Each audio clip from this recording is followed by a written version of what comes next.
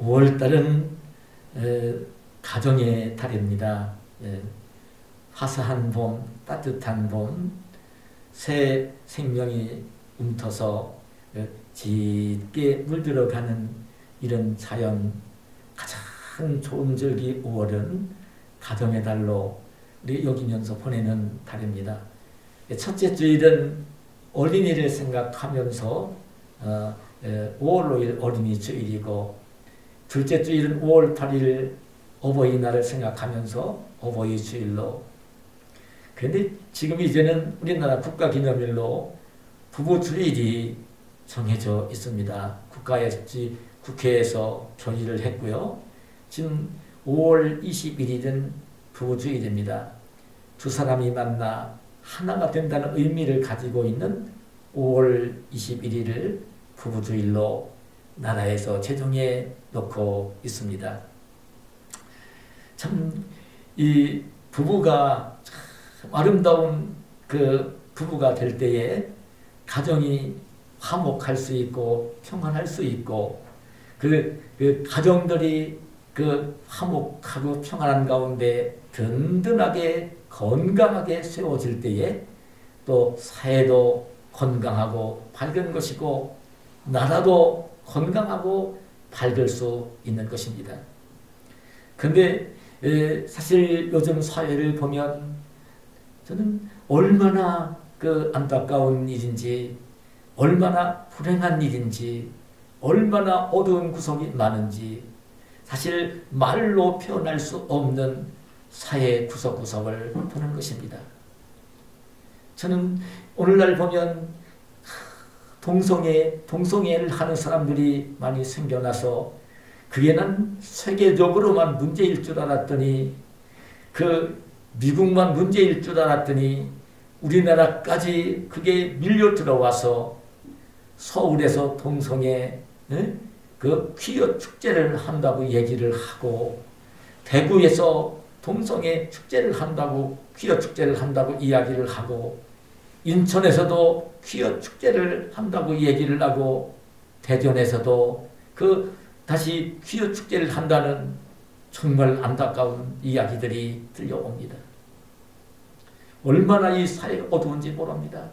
그리고 남편과 아내가 이혼을 해서 혼자 된 가정들이 너무나 많이 있고, 그리고 아직 남편과 아내가 함께 살고 있으면서도 화합하지 못하고 갈등을 겪으며 살고 있는 부부들이 얼마나 많은지 모릅니다. 정말 이것은 하나님의 뜻에 거역을 하는, 거스리는 행위들입니다. 하나님의 뜻을 정면으로 거스리는 행위입니다. 여러분, 공부를 잘하고 1등을 하고 좋은 직장에 취직을 해서 돈을 많이 벌고 회사를 경영해서 돈을 많이 번 회장이 되고 사장이 되고, 이런 것들보다 더 소중한 것이 무엇이냐면 바로 남편과 아내가 있고 자녀들이 있고 자녀들 형제 자매들이 있는 가정인 것입니다. 하나님이 세우신 유일한 두 개의 기관이 있는데, 하나는 교회이고요, 또 하나는 가정입니다. 가정은요, 자기가 일하는 일터보다도 더 소중한 것입니다. 가정보다 더 소중한 것은 없는 것입니다. 근데 여러분, 오늘 이렇게 사회가 어두워져 가기 때문에 저는 오늘 이런 말씀을 좀 드리고 싶습니다. 목사이기 때문에 하나님 말씀이 교훈하시고 하나님의 뜻이 무엇인가를 분명히 이 시대에 남편과 아내는 어떤 관계이고 어떻게 관계를 맺어야 되는 것인지, 그 가정을 이루어 주시는 그 하나님께서 남편과 아내에게 원하시는 하나님의 뜻이 무엇인지 반드시 정답을 제가 알려드리려고 하는 것입니다. 근데 제가 지난 한 주간 동안 기도하면서 이 말씀을 묵상을 하고 준비를 하면서도요, 얼마나 마음이 무거웠는지 모릅니다. 사회는 그렇지 않거든요. 지금 사회가 역으로 가고 있거든요. 거꾸로 가고 있거든요. 거꾸로 가는 사회 속에서 많은 사람들이 하나님 말씀보다 자기 생각이 옳고 자기가 가지고 있는 그 마음이 더 좋고 그런 마음을 가지고 이 사회를 보고 있고 많은 사람들이 다 저렇게 하니까 나도 그렇게 해도 아무런 죄도 없고 잘못도 없다고 하는 이런 생각과 의식을 가지고 있는 이 사회 속에서 그래 부부가 이혼을 하면서도 부끄러운 줄도 모르고 그렇게 하는 이 사회 속에서 동성애를 하는데도 부끄러울 줄 모르고 그걸 드러내놓고 사람들에게 축제를 한다고 하는 이 사회 속에서 정말 하나님이 기뻐하시고 하나님이 기쁘게 여기시고 축복하시는 아름다운 가정의 이야기, 남편과 아내의 이야기를 한다고 하는 것은요, 목사로서는 얼마나 부담이 되는지 모릅니다. 그러나 정말 정답을 목사는 알려드릴 의무가 있다는 생각이 계속 들었습니다. 사람들이 다 어찌하든지 간에, 다른 사람들은 어찌하든지 간에, 세상 사람들은 다 그렇게 잘못되고 있다고 하더라도 하나님의 자녀들로 이루어진 이 부부, 남편과 아내의 가정은 세상의 그 더러운 풍습, 악한 사회를 닮아가지 말아야 되기 때문입니다. 여러분, 하나님께서는 천지 만물을 창조하시고 마지막으로 사람을 창조하셨습니다. 하나님 형상대로 사람을 지으셨습니다. 아담을 먼저 지으시고, 근데 아담이 혼자 거하는 모습이 너무나 좋지 않게 여기셔서 남편인 그 남자를 깊게 잠들게 하시고 아담의 갈빗대를 취해서 여자인 하와를 하나님이 지으셨습니다. 그리고 아담과 하와를 서로 이끌어와 만나게 하시고 부부가 다시 되게 하셨습니다. 그래 남편과 아내는 본래 한 사람이었다가 이제 혼자 거하는 것보다는 함께 거해야 되는 것이 좋기 때문에 그 남편과 아내로 만들어 놓으시고 그리고 이제 다시 때가 될 때에 함께 만나서 한 몸을 이루며 부부가 되도록 하나님이 그렇게 해주신 것입니다.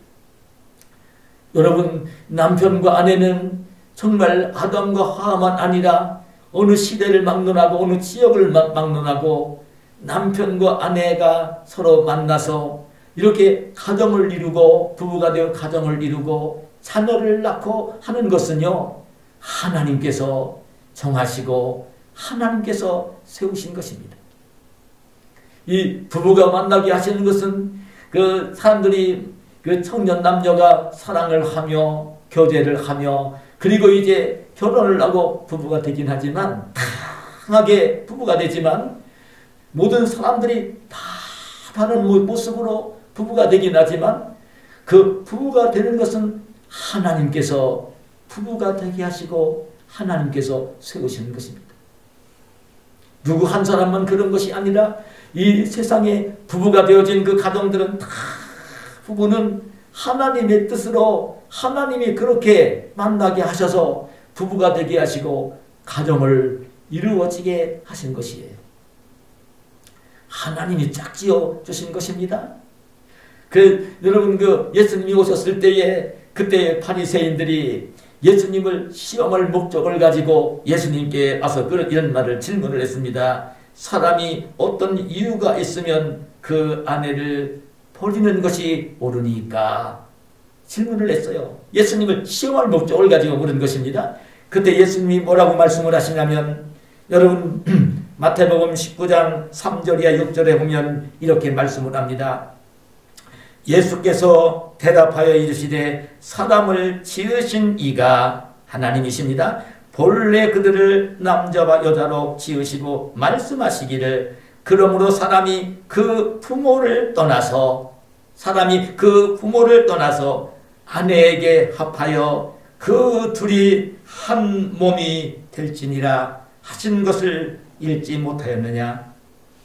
그런즉 이제 둘이 아니요 한 몸이니 그러므로 하나님이 짝지어 주신 것을 사람이 나누지 못할지니라. 부부는요 자기들끼리 교제를 하며 연애를 하며 사랑을 하며 만나서 결혼을 하고 부부가 되는 것 같지만 누가 그렇게 사랑하게 만들고 교제하게 만들고 짝을 지어서 부부가 되게 하시는 것이냐면 오늘 예수님도 분명히 그렇게 말씀을 하시는 것입니다. 하나님이 짝지어 주셨다는 것입니다. 하나님이 부부가 되게 하셨다는 것입니다. 여러분 아셔야 됩니다. 이 부부는 한 몸이 되게 한 이 부부는 하나님이 그렇게 하신 것입니다. 그러면서 그 부부가 사랑하며 살고 있으면 자녀가 태어나게 되어지고 그러면서 이제 자녀들 사이에 또 형제가 되어지고 그래 부모와 자녀들이 가정을 이루는 것입니다. 이제 철저하게 여러분 아셔야 됩니다. 부부가 만나게 하시고 가정을 이루게 하시는 기초는 하나님이시고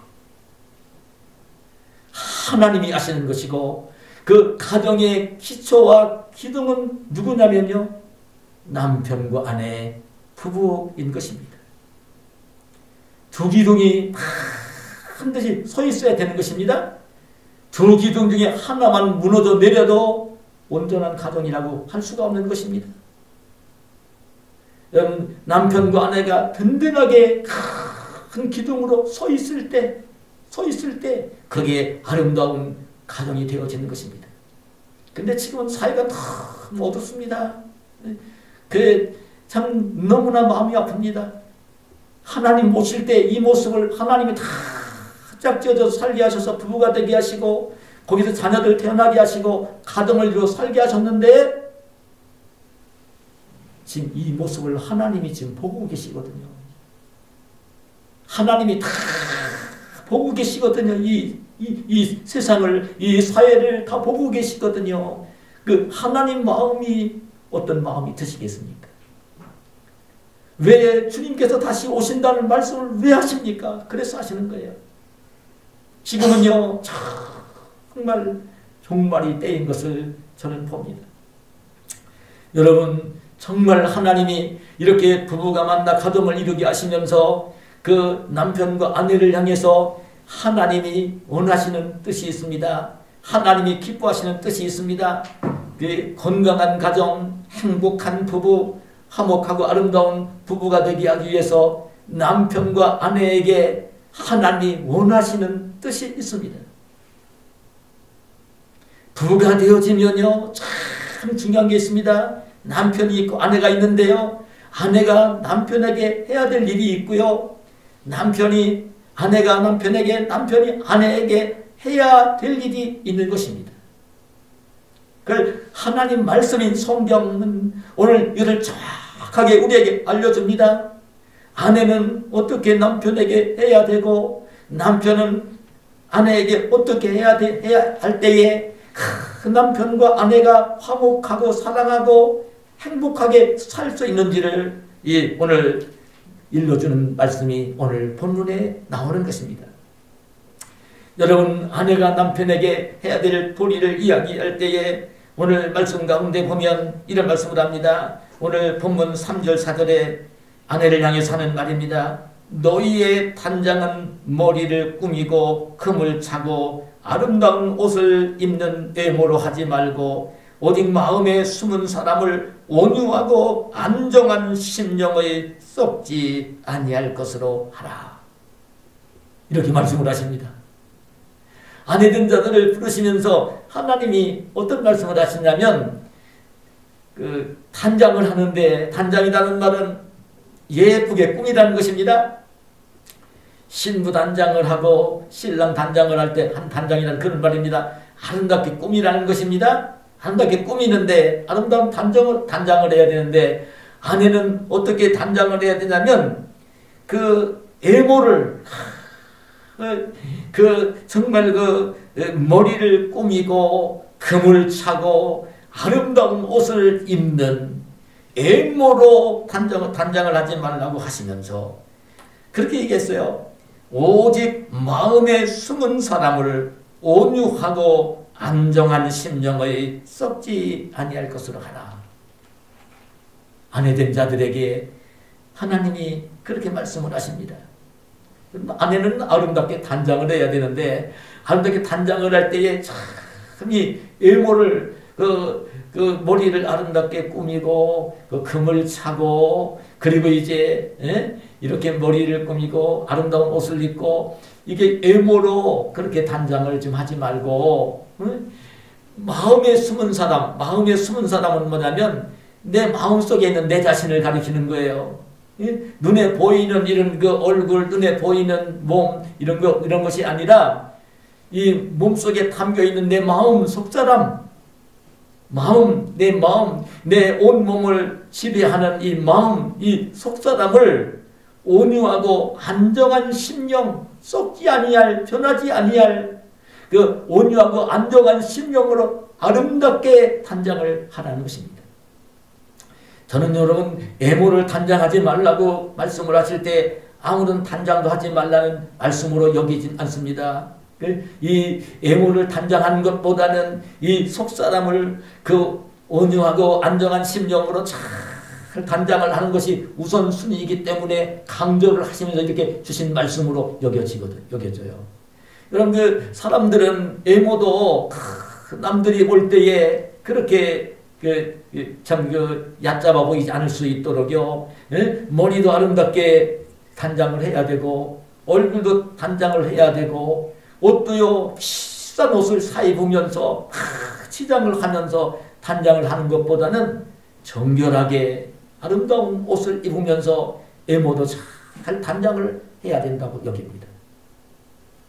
여러분 그것은 기본인 것입니다. 그런데 누군가에게 잘 보일 목적을 가지고 애모를 화려하게 막 단장을 하는 것, 저는요 요즘도 드라마를 보든지 TV를 보면서 보면 연예인들이 그냥 예복을 입고 나와서 그 아름답게 보이려고 머리를 꾸미고 있는 모습, 짙게 화장을 하고 있는 모습, 나올 때마다 그냥 옷을 날마다 바꿔 입고 나오는 그런 모습을 보면요, 저는 참 안타까운 모습이 많이 보입니다.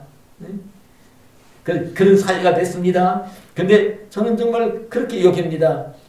아내가 가장 아름답게 보여야 할 대상이 누구인지 아십니까?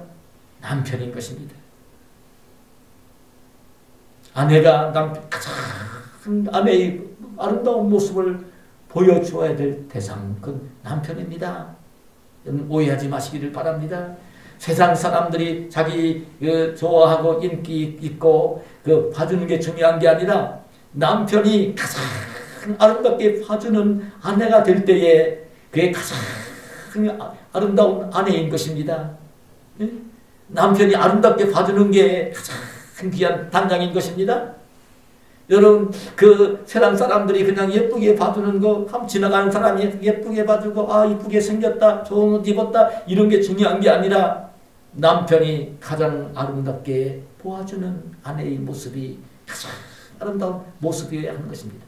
그래서 애모를 단장하는 것보다는 뭘 단장하라고 이야기를 했냐면 속사람, 마음에 숨은 사람, 이 속사람은 인격입니다.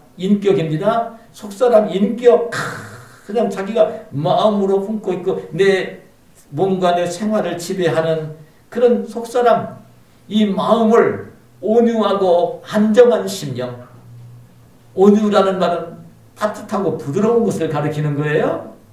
온유라는 말은 따뜻하고 부드러운 것을 가리키는 말입니다.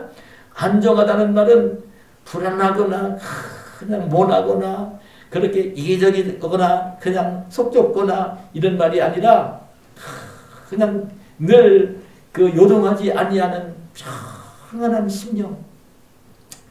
그러니까 이 온유하고 안정한 심령이라는 것은요, 어떤 것을 가리키는 말이냐면 굉장히 상대방을 따뜻하게 해주고 평안하게 해주는 심령.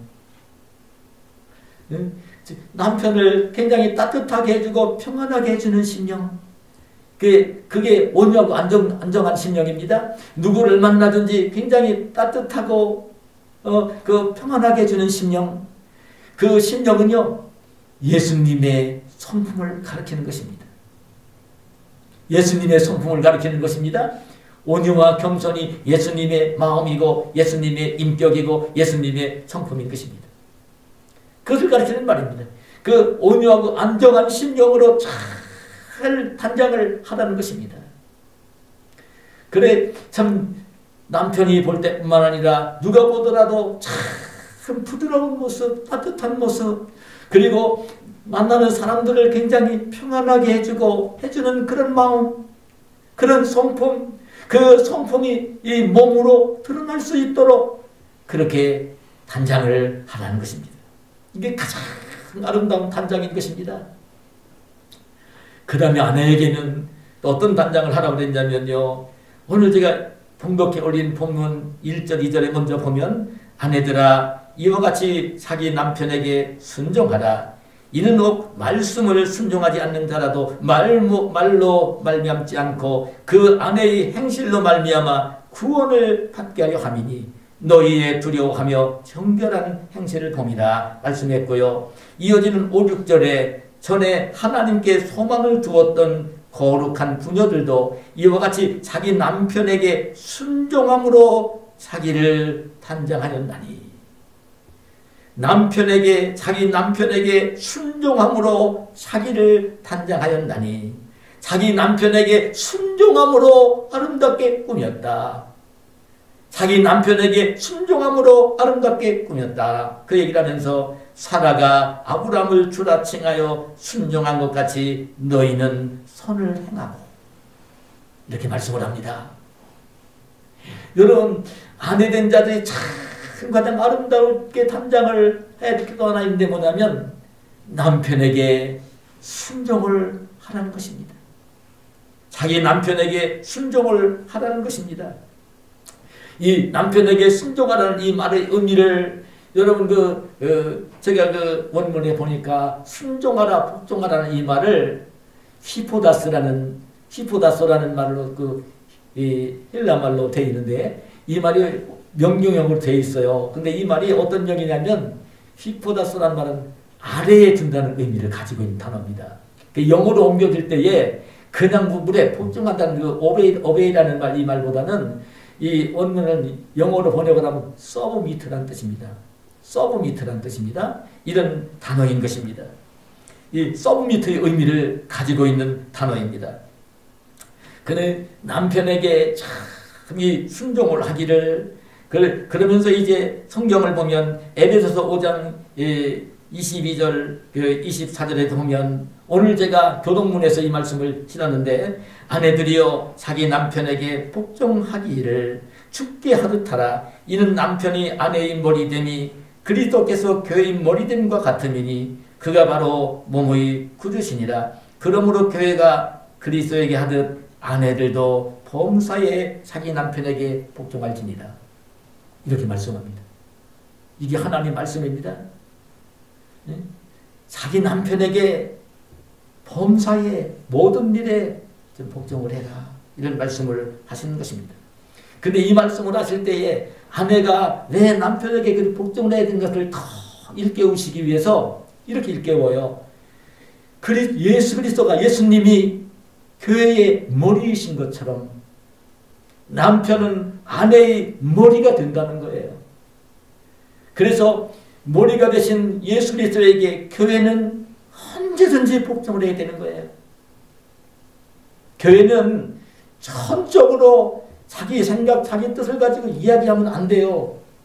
예수 그리스도, 하나님의 뜻, 예수 그리스도에게는 교회는요 언제든지 복종해요. 언제든지.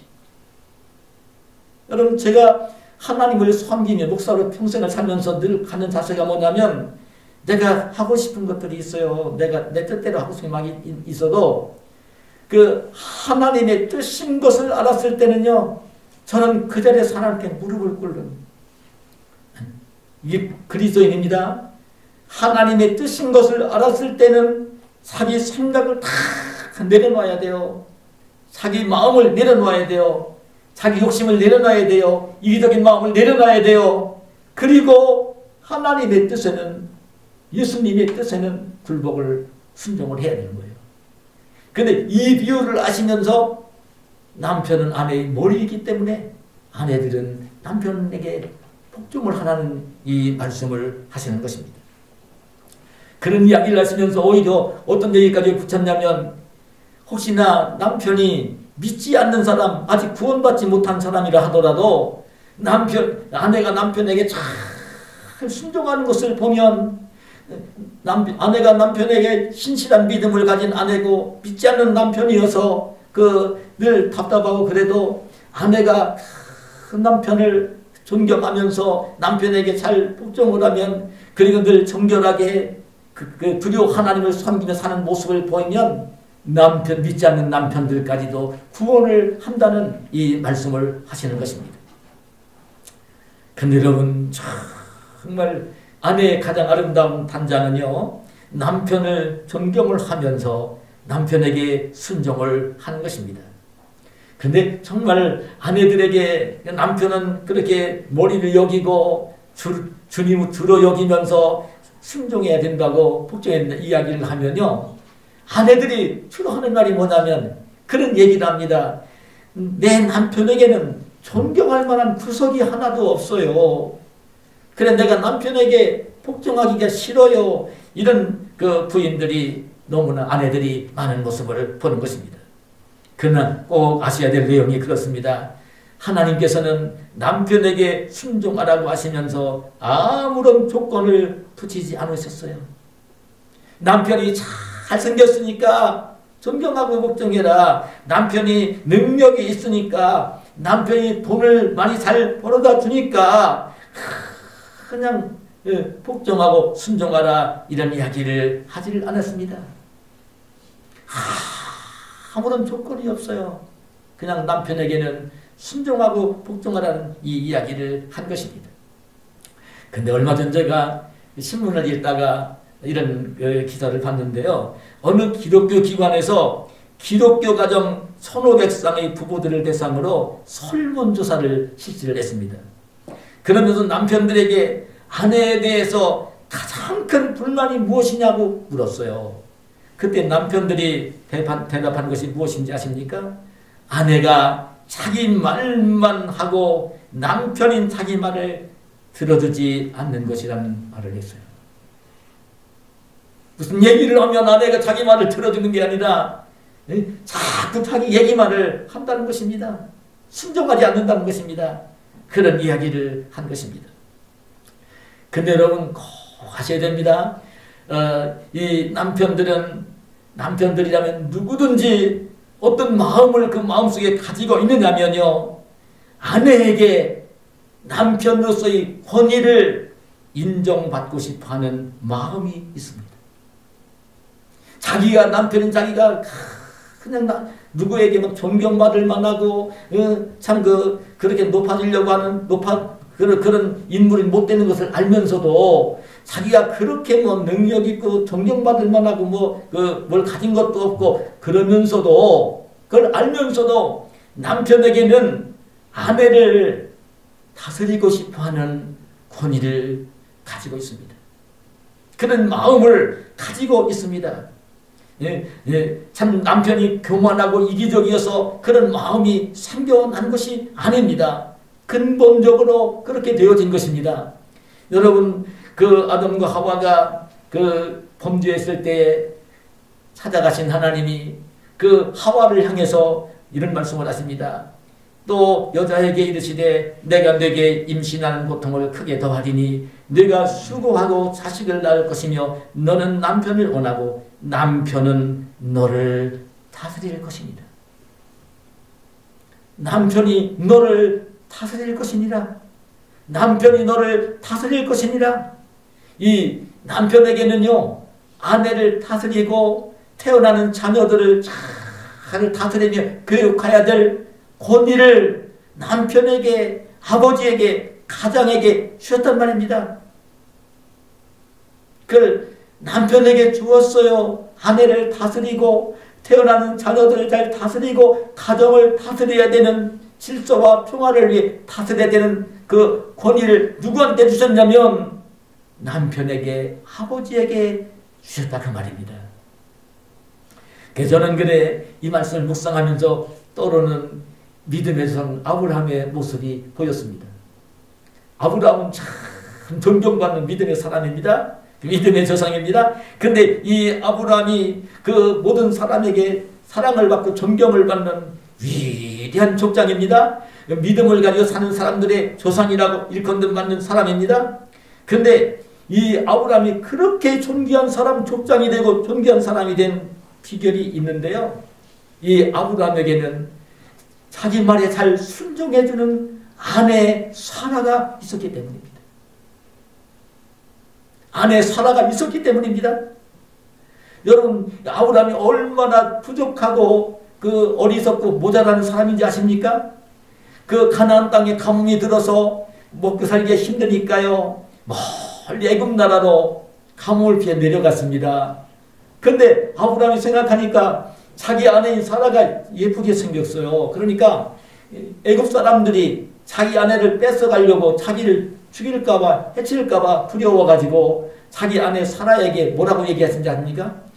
사람들을 만나면 당신은 내 누이라고 하라고 얘기를 주문을 합니다. 아내 누이라고 하라고 얘기를 합니다. 어? 응?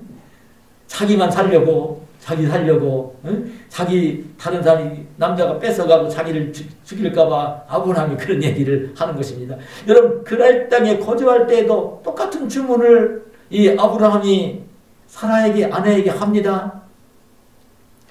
여러분, 근데 아내는, 사라는요, 얼마나 싫었겠어요. 아니, 얼마나 모자란 남편이면, 남자면, 아니, 그래, 자기 아내를 지켜주지 못하고 자기를 지키려고, 누이라고 하라고, 그래 시키는 모자라는 남편이 세상에 어디 있습니까? 근데 이 말까지도요, 사라는 남편의 말에 순종을 합니다. 정말 그랬다가 이 사라가 애굽왕 바로의 아내가 될 위기를 만나고요, 그랄왕 아비멜렉의 아내가 될 위기를 만났습니다. 데려가서 궁궐로 데려갔습니다. 하나님이 바로왕과 그랄왕을 아비멜렉을 징계하시면서 돌려오게 하셔서 하나님이 보호하셔서 돌아왔지만 아브라함이 지금 그렇게 부족한 사람입니다. 그러나 아브라함은 자기 순종하는 이 사라를 통해서 그런 믿음의 사람으로, 족장의 사람으로, 그냥 그 애굽왕 바로가 두려워하고 그랄랑 아비멜렉이 두려워하는 위대한 족장으로, 왕은 아니면서도 한 무리를 정말 데리고 있는 그런 그 사람들만도 그냥 수백 명을 데리고 있는 족장으로 그렇게 존경을 받으며 사는 인물이 되어갔던 것입니다. 여러분, 정말, 그리고 여러분, 우리가 알고 있는 중세의 성자인 어거스틴이 있습니다. 어거스틴은 탕자였다가 어머니 모니카의 눈물 어린 기도로 회심하고 돌아와 참 성자가 되어서 그 복음을 전하는 가장 바울 사도 이후에 가장 위대한 하나님의 사람이 됐던 인물이 어거스틴입니다. 근데 이 어거스틴이 쓴 참회록이 나옵니다. 눈물 흘리며 쓴 참회록입니다. 참회록 읽어보면요, 하나님께 기도하면서 자기를 돌아보면서, 가정을 돌아보면서, 부모를 돌아보면서, 사회를 돌아보면서 다 하나님과 고백하는 내용으로 써진 참회록 코네션이 있습니다. 근데 그 참회록을 읽다 보면 어떤 특별한 기사가 나오냐면, 어머니가 자기를 그렇게 탕자했던 자기를 회심시켜서 하나님의 사람을 만들기도 했지만, 어머니가 회심시킨 또 한 분이 있다는 얘기를 합니다. 그게 누구냐면 모니카의 남편, 어거스틴의 아버지 파트리키우스입니다. 믿지도 않는 이 남편에게 이 모니카는요, 언제든지 남편의 권위를 인정하며 순종하며 자녀들 교육할 때도 늘 남편과 상의하며, 어거스틴을 데리고 그 로마로 공부를 떠날 때에도 상의하며 그렇게 남편을 존경하며 그 위했습니다. 그런 아내를 보면서 자기 아버지가 회심하고 돌아와 구원을 받았다는 이야기를 적고 있습니다. 여러분, 제가 오늘 아내된 분들에게 꼭 이야기해 주고 싶은 것이 있습니다. 오늘 설교 가운데 다 기억을 하면 더 좋지만 이 말씀은 꼭 잊지 마시기를 바랍니다. 남편이 남자다울 때, 남편이 가장 긍정적인 사람이 될 때, 남편이 가장 능력 있는 사람이 될 때, 남편이 밖에 나가서 사람들에게 존경을 받으며 귀한 사람으로 세워질 때가 언제인지 아십니까?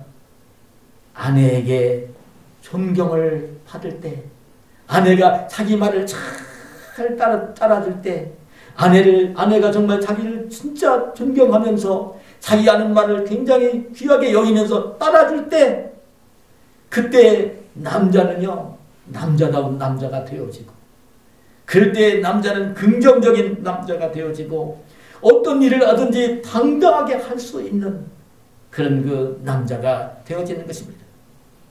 근데 여러분 아셔야 됩니다.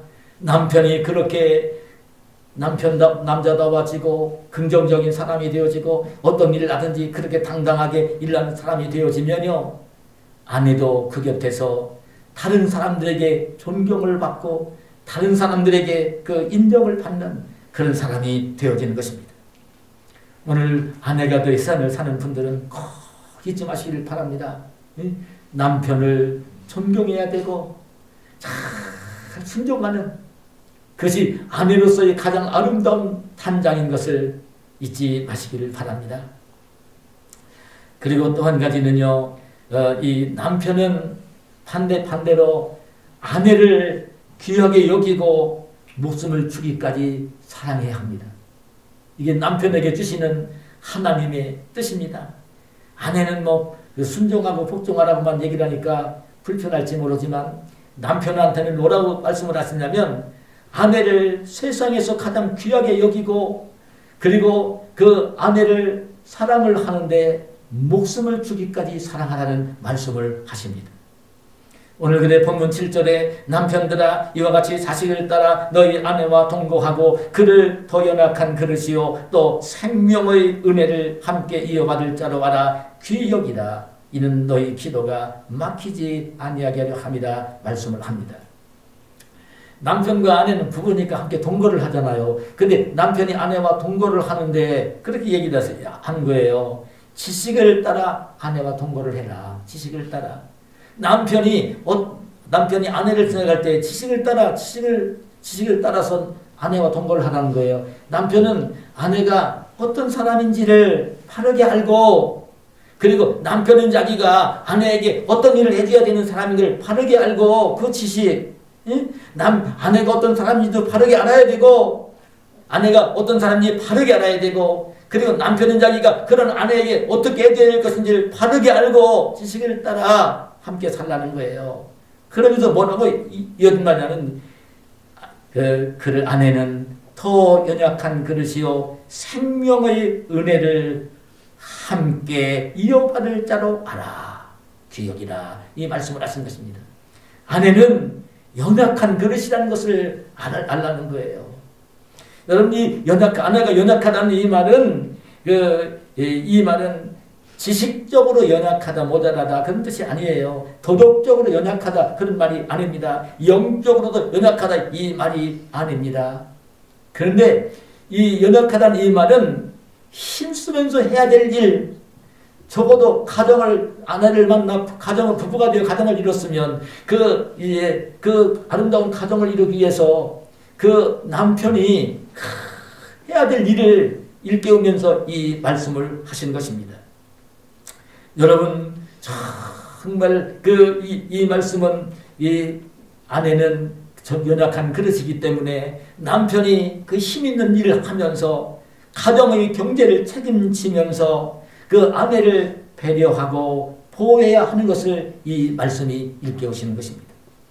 그럼 창세기 3장 17절 이하 19절에 보면 이렇게 말합니다. 하나님이 금하신 선악과를 따먹고 그 범죄한 그 아담을 찾아가신 하나님이 아담에게 이런 말씀을 하십니다. 아담에게 이르시되 내가 내 아내의 말을 듣고 내가 내게 먹지 말라 한 나무의 열매를 먹었은즉 땅은 너로 말미암아 저주를 받고 너는 평생에 수고하여야 그 소산을 먹으리라. 땅이 내게 가시덤불과 엉겅 길을 낼 것이라. 내가 먹을 것은 밭의 채소인즉 내가 흙으로 돌아갈 때까지 얼굴에 땀을 흘려야 먹을 것을 먹으리니.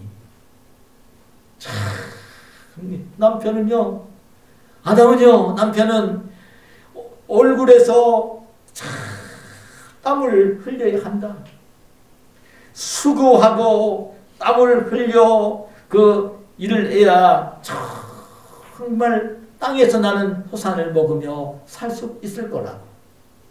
이 남편이 해야 될 일을 일깨워 준 것입니다. 이 남편은 평생에 수고를 해야 되고 얼굴에 땀을 흘려야 하고 수고하고 땀을 흘려서 땅에서 나는 그 산물로 생활을 해야 될 것을 일깨워 주신 것입니다. 오늘날 이런 말씀을 드리면 그래요. 오늘날 그 맞벌이 시대에 그 남편과 아내가 경제활동을 같이 하고 있는 이 시대에 저는 이것도 지금 잘못되고 있는 모습입니다. 어쩌면 그러기 때문에 온갖 문제가 생겨난 것입니다. 맞벌이를 해야만 지금 사회생활을 할 수 있습니다. 경제생활을 남편이 혼자 돈을 벌어서 그 가정경제를 다 자녀를 교육하고 이 문화생활을 하며 살 수 있는 환경이 되질 않았습니다. 세상 끝으로 가고 있기 때문에 그런 것입니다. 지금은 남편과 아내가 함께 일을 해야만 그 자녀를 기를 수 있고 그 생활을 할 수 있고 문화생활도 할 수 있고 할 수 있는 환경이 되어지고 말았어요. 그렇기 때문에 결혼을 안 하려고 합니다. 결혼을 해도 자녀를 안 낳으려고 합니다. 생활이 어려워지니까 오히려 혼자 사는 게 더 좋다고 하면서 결혼을 하지 않으려고 하는 사람들이 많이 생겨난 것입니다. 하나님의 뜻을 거역하는 것입니다. 그렇게 하면서 또 결혼을 하고서도 자녀를 안 낳으려고 합니다. 자녀를 낳으면 자녀를 위해서 파희생을 해야 되거든요. 경제생활하는 것들이 많이 자녀를 위해서 다 투자를 해야 되거든요. 아니 낳으려고 하질 않습니다. 하나님은 자녀를 낳아 생육하고 번성하여 땅에 충만하라고 말씀을 하시는데 사람들은 거꾸로 갑니다. 참 아픕니다. 이 사회를 닮아가면 안 됩니다. 그리스도인은 닮아가면 안 됩니다. 이것이 오늘날의 사회 문제인 것입니다. 지금 나라에서는 지금 저출산 문제를 해결하기 위해서 몸부림을 치는데요. 이 사회 구조를 그 어떤 하나를 가지고 되지를 않는 것입니다. 너무 어려운 사회를 지금 만나고 있고요. 그런 시대가 된 것입니다. 정말 남편은 아내가 그 가정생활을 할 때에 불편하지 않을 수 있도록 그 경제적으로 어떤 힘을 가지고 할 수 있는 일들을 남편이 다 해줘야 되는 거예요. 그 역할을 해야 되는 것입니다. 그러면서 또 뭐라고 얘기를 하십니까? 하나님은 그 아내를 그러기 때문에 아주 그렇게 활동을 하면서 귀하게 여기고 아내를 사랑을 하는데 어떻게 사랑을 하라고 했냐면 이렇게 말씀을 합니다. 생명의 은혜를 함께 이어받을 자이기 때문에 참 귀하게 여기라고 그랬고 이 말을 생명의 은혜를 함께 이어받을 자라는 말은 함께 하나님을 경외하고 하나님을 섬기며 이 땅을 살고 우리 예수님께서 예비하시고 있는 하나님 나라 천국을 기업으로 유업으로 물려받아서 하나님 나라에서 함께 영생 복락을 누릴 자라는 거예요. 아내는 그런 아내이기 때문에 아주 귀하게 여기는데 이 귀하게 여기는 정도를 어떻게 말씀하고 있냐면 오늘 에베소 5장 25절에 남편들아 아내 사랑하기를 그리스도께서 교회를 사랑하시고 그 교회를 위하여 자신을 주신같이 하라 이렇게 말씀합니다. 그런데 아내를 참 사랑하는 거예요. 아내를 사랑하는데 어느 정도까지 사랑하라고 하셨냐면 예수 그리스도가 교회를 사랑하시면서 자기 몸을 십자가에 내주신 것 같이 예수님이 대신 죽어주신 것 같이 교회를 위하여 대신 죽어주신 것 같이 십자가에 달려 죽어주신 것 같이 예수님이 교회를 위하여 성도들을 위하여 십자가에 달려 죽어주신 것 같이 그렇게 아내를 사랑하라는 말씀을 하시는 것입니다. 아내에게 다 주는 거예요. 몸도 주고 마음도 주고 시간도 내주고 돈 벌어오면 돈도 다 주고 아낌없이 모든 것을 다 주라는 거예요. 필요하면 생명까지 목숨까지 주면서 아내를 사랑하라는 이야기를 하는 것입니다. 근데 여러분 오늘 시대에도 남편들에게 물어보면 아니 아내를 그렇게 귀하게 여기고 아내를 위하여 목숨을 주기까지 사랑하라는 이야기를 하게 되어지면 근데 남편들이 하는 이야기가 있습니다. 그러면 그 이야기를 하면 남편들은 뭐라고 얘기를 주로 하느냐면, 아니, 아내가 그렇게 예쁘기를 하나, 예? 아내가 똑똑하기를 하나, 아내가 상냥하기를 하나, 아내가 내 말을 잘 듣기를 하나, 그렇게 사랑하는 마음이 생기지 않는다는 이야기를 합니다. 그래서 안 된다는 거예요. 근데 여러분, 제가 오늘 이 말씀을 읽다가 지금 여러분 에베소 5장 그 25절에 하시는 남편들아 아내를 사랑하기를, 이 말씀을 읽으면서 이 사랑하라는, 남편들에게 아내를 사랑하라는 이 말씀을 하시는데, 여러분 이 사랑한다는 이 말은 어떤 말이냐면요, 여러분 이 헬라 말로는 사랑이라는 말을 용어가 4개가 있습니다. 남녀 간의 사랑은 에로스로 표현을 하고요, 가족들 간의 혈연은 스톨게, 혈연적인 사랑은 스톨게라고 표현을 하고, 친구들 사이의 우정적인 사랑은 여러분 그 필리아라고 얘기를 하는데, 그리고 이제 정말 아무런 조건 없이 그냥 무조건 주기만 하는 사랑, 받을 걸 전혀 기대하지 않고 주기만 하는 사랑, 하나님 우리에게 주시는 사랑, 이 사랑을 여러분 아가페라는 단어로 표현을 합니다. 근데 참 이 성경 말씀을 보면서 제가 들은 하나님이 지나는 소리 있어요. 연애할 때는 에로스 사랑일 수 있을 거예요. 연애할 때는 에로스 사랑이에요.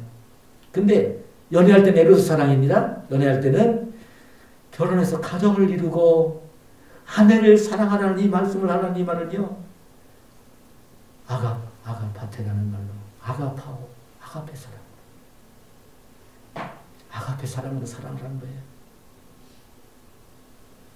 남편이 되었으면 아내를 사랑할 때에, 연애할 때에, 남녀 간의 사랑을 할 때 에로스 사랑이 아니라 다 희생적인 사랑을 하라는 거예요. 희생적인 사랑을 하는 거예요. 다 쓰라는 거예요. 아무것도 받을 생각하지 말고 그냥 희생적인 사랑을 하라는 거예요. 그러니까 여러분, 아내가 남편을 존경하고 순종해 줄 때 가장 당당한 남자다운 남자가 되는 것처럼, 나가서 사회활동을 잘 하면서 그 존경받는 사람이 되어지는 것처럼, 아내가 가장 아름다울 때가 언제인지 아십니까? 아니, 저도 좀 잘못하는 게 많이 있어서 참 미안한 건 많이 있는데요. 많이 있어요. 저도 우리 집사람에게 다 평생을 고생을 많이 시켜서. 근데 마음만큼은 그렇지 않아요. 참 미안한 게 있어요. 근데 아내가 가장 아름다울 때, 아내가 가장 높은 자존감을 가지고 그냥 인생을 행복하게 살 수 있을 때, 누구를 만나든지 당당하게 누구를 만나든지 그렇게 떳떳하게 살 수 있는 아내가 될 때가 언제인지 아십니까? 남편이 아가페 사랑, 아무런 조건 없이 모든 것을, 남편이 생명을 주기까지 나를 사랑하는구나, 남편이 사랑하는 것을 느끼게 될 때 아내는 최고로 평안해지고 행복을 느끼고 자존감이 높아지고 누구를 만나도 그냥 사랑스럽게 사는 그런 아내가 되어지는 것입니다.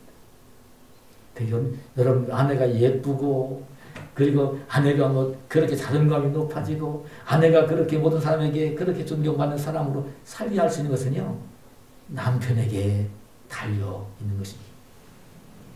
남편은 아내에게 달려 있고, 아내는 남편에게 달려 있는 것입니다.